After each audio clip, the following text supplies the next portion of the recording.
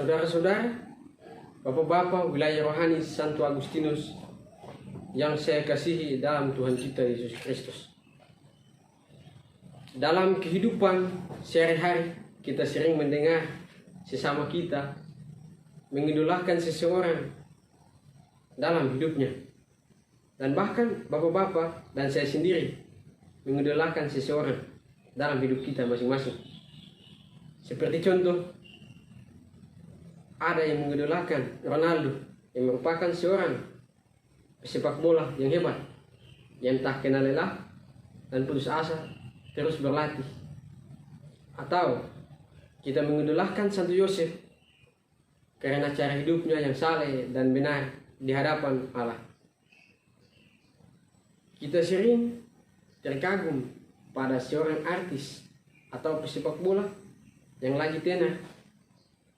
Rasa kagum itu biasanya dipengaruhi oleh pendapat atau suara dari orang-orang yang berada di sekitar lingkungan tempat di mana kita tinggal.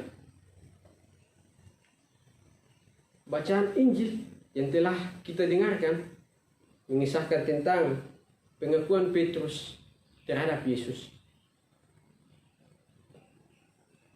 Pengakuan Petrus ini diawali dengan dua pertanyaan yang ditanyakan Yesus kepada mereka, para muridnya. Yang pertama, kata orang banyak, siapakah aku ini? Dan yang kedua, menurut kamu, siapakah aku ini?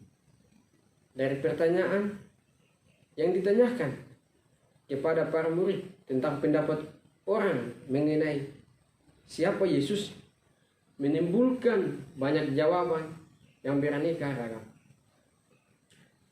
Ada yang mengatakan Yohanes Pembaptis, ada yang mengatakan Elia, dan ada pula yang mengatakan seorang nabi. Jawaban orang-orang ini merupakan jawaban yang sangat umum yang dapat dikatakan oleh bapak dan saya sendiri. Dan ketika Yesus bertanya kepada para muridnya mengenai dirinya, dengan lantang Petrus menjawab, Mesias dari Allah. Jawaban Petrus bahwa Yesus adalah Mesias merupakan jawaban yang tumbuh dari hati dan dari pendalaman iman. Iman inilah yang dihidupi oleh umat gereja perdana yang mulai menyadari bahwa siapakah sosok yang mereka ikuti, mereka percayai, dan mereka imani. Bapak-bapak yang saya kasihi dalam Tuhan kita Yesus Kristus,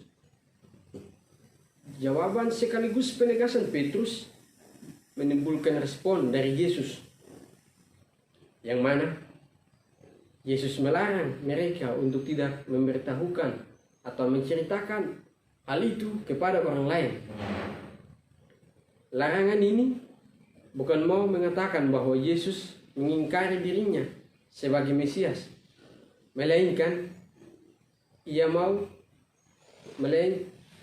karena ia tidak mau orang banyak mengetahuinya dari orang lain, melainkan dari diri mereka sendiri.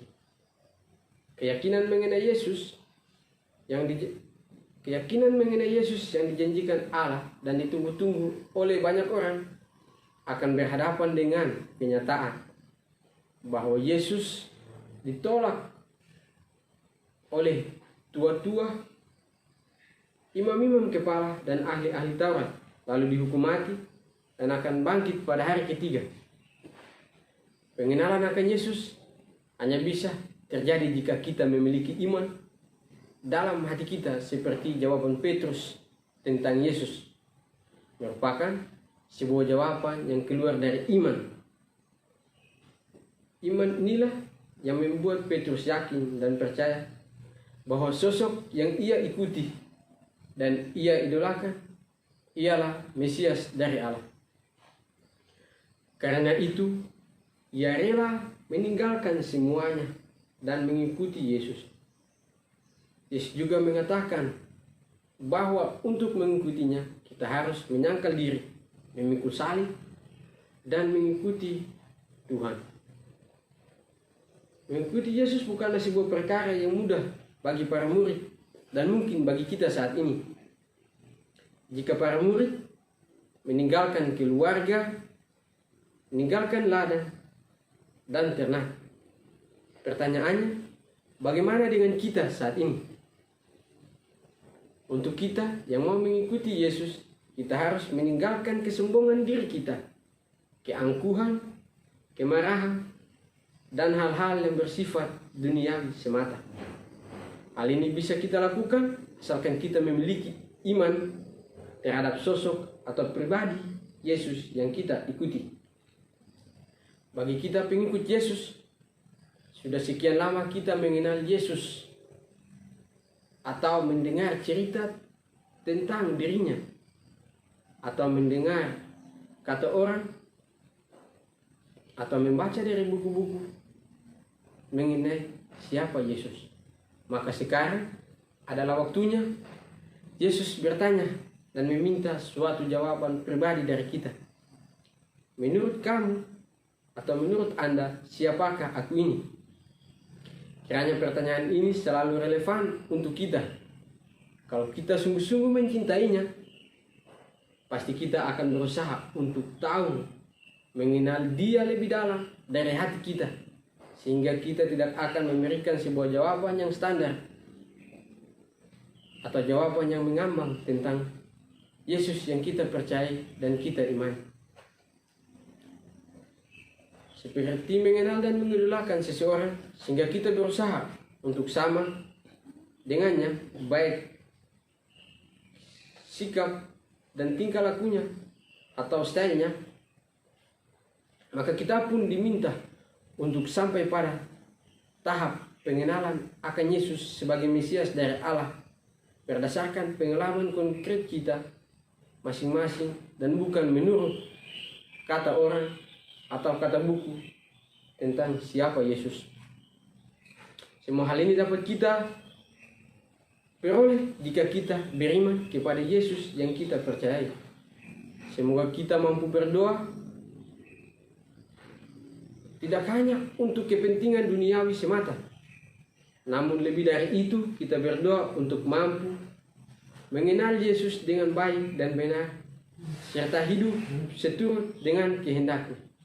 Dengan doa, kita akan bertemu dengan Tuhan secara personal, dan kita akan mengenal pribadinya dan mengenal apa yang dikehendakinya untuk kehidupan kita.